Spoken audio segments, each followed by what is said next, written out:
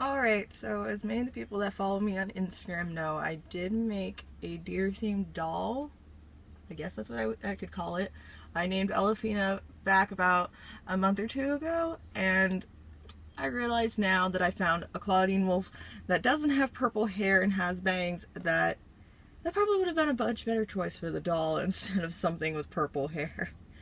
So today I will be repainting this Claudine to look like this one, and then I will probably scrap this one for later usage. So let's start with the first thing, which is you take the acetone to their faces and take off everything that what they once were. Alright, so the first thing I did was I went and took off her clothes. Unfortunately, I am going to do the lazy thing and switch the already black hands that I put on my Elafina doll and put them on her hands, because I'm not gonna repaint again. That would be kind of a waste if you think about it. And so with that, I have masked off her hair, and I'll be using acetone, which, yes, it is in a garlic jar. I just didn't feel like carrying around a 2-gallon can of acetone. I'm lazy. And I will be using that to get off her face. I have tried the little bottles of nail polish remover, but they have not worked at all. It just sat there and smeared around the face, and it was a waste. So most people say to use Q-tips. I use this rag because I would probably go through like 400 Q-tips on just like one doll. Right, now that I'm getting to areas that I can't really get quite as well with just the scrubbing, I will squish on her face a little bit. Since I do live in an area where it is currently 105 degrees and I am in a shed that's unair conditioned that I'm using as my workshop right now, I probably am able to mold the face a lot easier than I would be. So what I'm doing is I'm squishing her face enough that I can get into those little creases and crevices that I usually could not get out of. Sorry for going out of frame here. And I would just rub in there until I could get it. I'm noticing now that I have more spots that I need to get on her face. But with that, I should be able to get most of this out. Now that I have pretty much her whole entire face clean, or clean enough to my liking, I will take her and spray her with my favorite sealant, which is Mr. Super Clear. Unfortunately, I have to use Mr. Super Clear, so please do not suggest in the comments for me to use a different kind of sealant. This is the only kind of sealant that works where I live. Like I aforementioned, it gets really hot here, and most other sealants won't seal. They continue to stay kind of a gummy texture.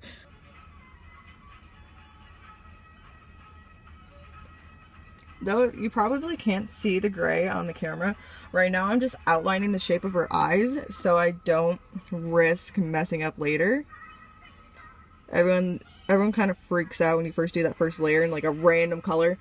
Like for most of my doll repaints, I use a really weird kind of orangish brown color to outline my eyes, and everyone kind of freaks out a little bit about it. So I'm not entirely 100% why everyone freaks out. It's like, have a little faith in me. Don't add too much faith, but just enough. The reason I'm going to give this doll orangish eyes, a kind of amber kind of eye, is because I think it would probably make more sense for the doll's character. Instead of having everything be brown, her skin is brown, her hair is brown, most of her outfit is brown. Just need a little bit of color variety in the doll, just because I don't want it to look completely out of whack. I've taken inspiration from Delightful, which is my favorite doll, one of my favorite doll artists besides Hexton. I'm probably not pronouncing it correctly. But I do like to draw outside the eye shape, because their natural eye shape and their natural eye mold kind of bugs me a little bit for some reason. It just seems too small for the face. I have added a little line right here to help emphasize the color. This is where I was going to start on trying to make the character look more deer-like, because some deer do have a little black stripe from their nose to the corner of their eye. Another reason I do this is because I don't really have decent pastels that are decent enough to grip onto the plastic and actually stay there. So unfortunately, this is the route I have to take to give the plastic a little bit more life and give the doll a little bit more texture. Alrighty, so now I'm going to start working on the next layer, which will probably be the first actual layer of face. So with that, I'm going to move some of my things around, and I'm going to start with this black pencil, say a small prayer, and hope that I don't mess this up completely, because knowing me, I probably will.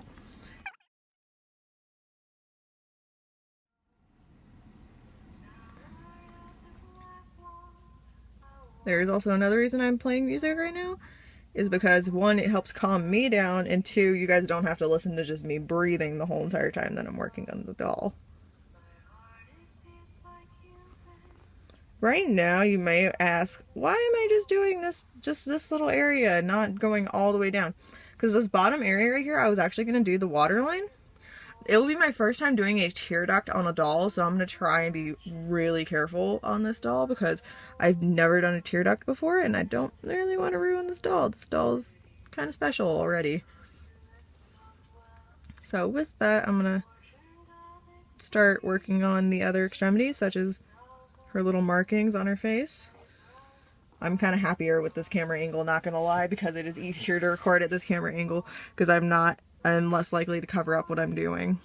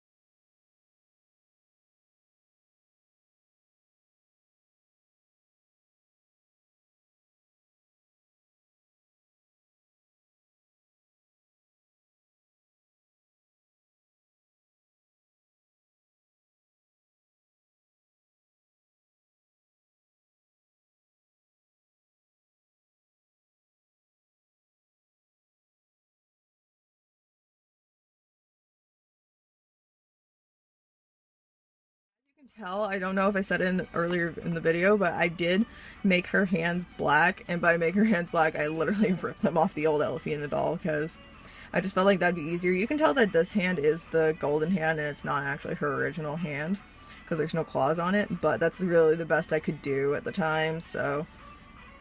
And I kind of like wanted to throw this hand away because as you can tell, the texture on it is from the previous owner's dog chewing it, so I'm kind of not, I just don't care at this point. It's black, it works. No one really looks that closely at my dolls other than I do, so. So other than that, it's no big deal. Unfortunately, her bangs are coming out of this, so that's like stressing me a little bit because I don't want her like, I want to make sure I get like as much as her forehead sealed as possible because I am doing markings on her.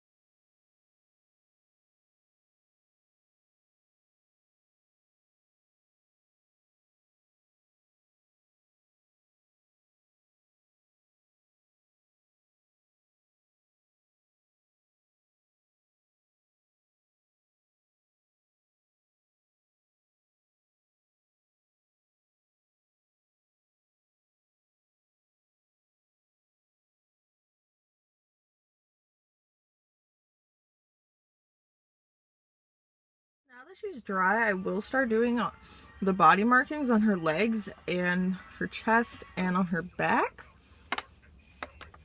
But that's pretty much all I'm going to do for now. I also grabbed this at a store the other day. It is more of a decorative craft sealer for acrylic paint. And I'll be using it on her feet because if you notice on my original doll, her feet are kind of chipping. So I'll be doing that so these dolls don't chip as badly.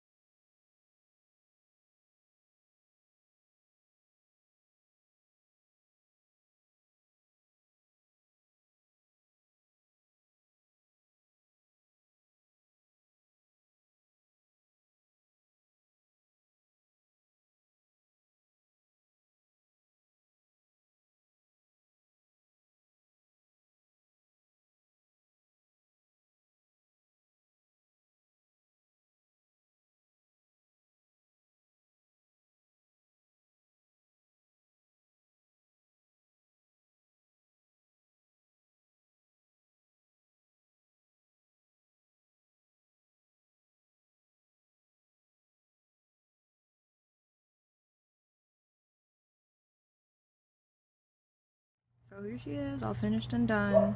I decided to scrap the horns because they kept falling out and they were poorly made, and I just decided it didn't look good overall because I couldn't fit them in anywhere that made sense. So here she is.